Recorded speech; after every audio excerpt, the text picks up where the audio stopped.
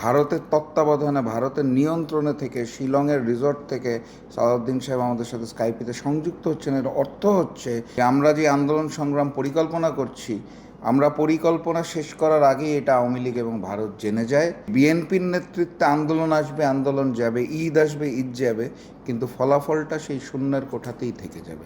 নেতৃত্ব যার দেওয়ার কথা ছিল বিএনপি, তারা কিন্তু কখনোই নেতৃত্ব দিতে পারে নাই। রহস্য কি এটা জানার জন্য সালাউদ্দিন সাহেবকে জিজ্ঞেস করতে হবে। কারণ আমরা যখন 12 দলীয় জোটে ছিলাম বিএনপি নেতৃত্বাধীন, তখন গুলশানে যখন আমাদের বৈঠক থাকতো, তো জনাব তারেক রহমানের সাথে স্কাইপিতে একদিন মিটিংয়ের দাওয়াত পেয়েছিলাম। আমরা বৈঠকে যাওয়ার পর দেখলাম যে স্কাইপির এক অংশে জনাব তারেক রহমান, আরেক অংশে সালাউদ্দিন সাহেব শিলং থেকে আমাদের সাথে সংযুক্ত হলেন। তো সেদিন আমরা খুব অবাক হয়েছিলাম, কারণ আমরা জানতাম যে উনি গুমরত অবস্থায় আছেন। গুম থেকে যদি বেরো হয়ে থাকেন তাহলে হচ্ছে ভারতের নিয়ন্ত্রণে আছেন এবং ওখানে আটক অবস্থায় আছেন, বাংলাদেশে আসার পারমিশন নাই।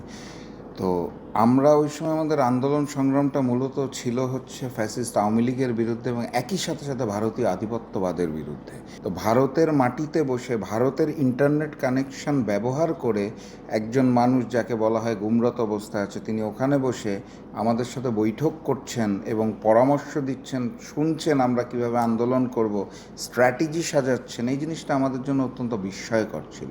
এবং আমার মনে পড়ে ওই দিন মিটিং শেষ করে আমরা বিএনপি গুলশান অফিস থেকে বের হওয়ার পর 12 দলের যারা নেতারা ছিলাম, আমরা বৈঠকে অংশগ্রহণ করেছিলাম, আমরা সকলেই খুব বোকা হয়ে গিয়েছিলাম। কারণ হচ্ছে যে এরকম একটা জায়গা থেকে বসে ভারতের তত্ত্বাবধানে, ভারতের নিয়ন্ত্রণে থেকে, শিলংয়ের রিসর্ট থেকে সালাউদ্দিন সাহেব আমাদের সাথে স্কাইপিতে সংযুক্ত হচ্ছেন। এর অর্থ হচ্ছে যে আমরা যা আলোচনা করছি সকল আলোচনায় ভারতের যারা সিদ্ধান্ত গ্রহণ করেন, যারা আধিপত্যবাদের জনক, যারা আগ্রাসন করে আমাদের দেশের মানুষের উপর, এবং আওয়ামী লীগকে যারা ক্ষমতায় রেখেছে, তারা সবই শুনতে পাচ্ছে, অর্থাৎ আওয়ামী লীগও শুনতে পাচ্ছে।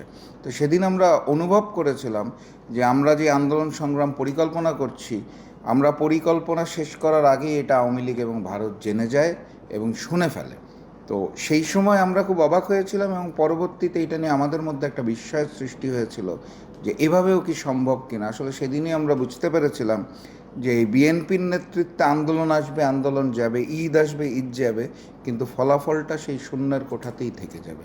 সেটাই হয়েছে বাস্তবতা। পরবর্তীতে আপনারা দেখেছেন যে জুলাই গণ অভ্যুত্থানে ছাত্র জনতার নেতৃত্বে রাজনৈতিক দলের নেতাকর্মীদের সহযোগিতা একটা গণ অভ্যুত্থান হয়েছে, কিন্তু নেতৃত্ব যার দেওয়ার কথা ছিল বিএনপি, তারা কিন্তু কখনোই নেতৃত্ব দিতে পারে নাই। ঈদের পরে আন্দোলন বলে বলে দীর্ঘ সময় পার করে দিয়েছে। ঈদ এসেছে, ঈদ গিয়েছে, কিন্তু আন্দোলন আর চূড়ান্ত রূপরেখায় পরিণত হতে পারে নাই। এই কারণে আমরা ছাত্র জনতার কাছে কৃতজ্ঞ।